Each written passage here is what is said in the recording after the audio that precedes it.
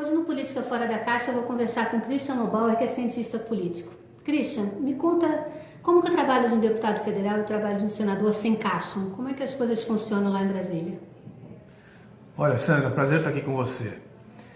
Eu acho que a gente tem que primeiro pensar o seguinte: o Brasil, a Constituição brasileira estabelece que o presidente da República tem muito poder. A gente já tem que começar a pensar assim. Então ele é praticamente o rei do poder executivo. O presidente da República é muito forte no Brasil. Então o legislativo tem que ser muito bem estruturado. Os partidos deveriam ser fortes e as bancadas muito coesas. E isso não acontece no Brasil há muito tempo.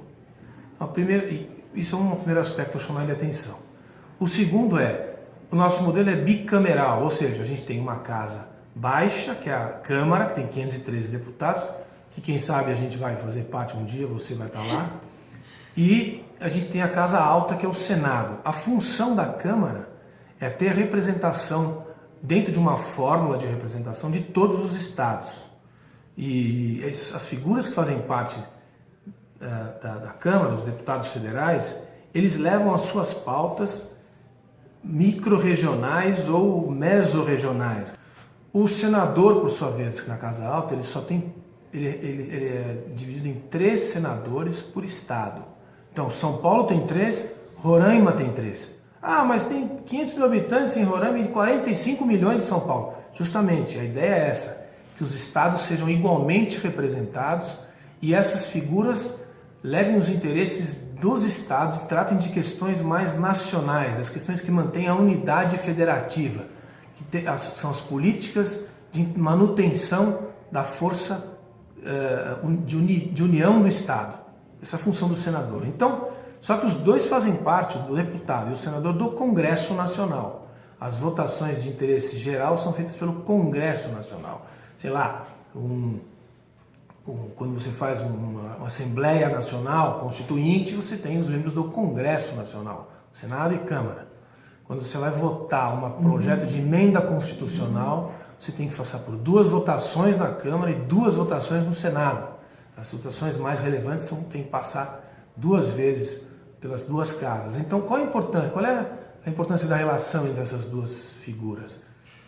Os deputados, a bancada de deputados de São Paulo tem que ter uma relação forte com os seus senadores, porque os senadores são uma espécie de endossadores dos projetos de lei aprovados na Câmara. Se você tem senadores, ou 1, ou 2, ou 3, seja vinculados a essa bancada, você tem um corpo legislativo que pouca gente consegue ter. Poucos partidos conseguem ter essa unidade. Essa combinação de ações para fazer passar projetos de interesse nacional é resultado dessa ponte azeitada entre Câmara e Senado. E de um bom trabalho entre um deputado e um senador, né? E o ideal seria que eles fossem, inclusive, da mesma legenda, né? Que é o que eu estou dizendo. O que tem acontecido muito é que você tem senadores que influenciam bancadas além do seu partido. Sim. Mas o que a gente está querendo propor no futuro aí é que a nossa bancada seja muito ligada, muito coesa com os nossos senadores, porque eles transformam essas demandas mais regionais em pautas nacionais. E vice-versa, o senador que representa o Estado, ele quer que os deputados federais apoiem tudo aquilo que ele leva como defesa dos interesses do Estado, da Federação, com seus constituencies, que se diz, são as pessoas que seguem, que acompanham o deputado federal, os seus eleitores.